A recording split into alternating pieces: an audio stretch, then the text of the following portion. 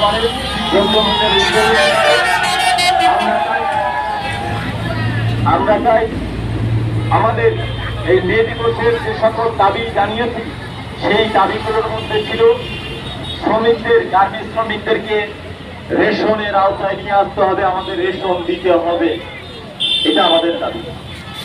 আমরা বলেছি রানা প্লাজা, তাজরিন সহ এর আগে স্পেকট্রাম, সিজান এবং সর্বশেষ মজুরি আন্দোলনে সহ যত পদের শ্রমিক হত্যা হয়েছে সমস্ত শ্রমিক হত্যার বিচার আমরা চাই।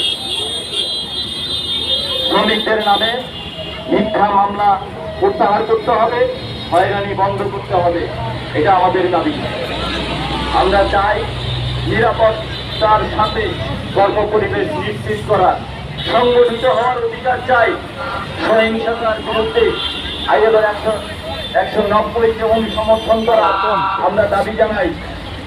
সংগ্রামী সাথী ও বন্ধুরা, আমরা আজকের এই সমাবেশ শেষ করব আমাদের সভাপতির বক্তব্যের পরে। আমাদের সভাপতি আজকের সভার সভাপতির পরে আমরা একটি র্যালি নিয়ে আমাদের কার্যক্রম শেষ করব।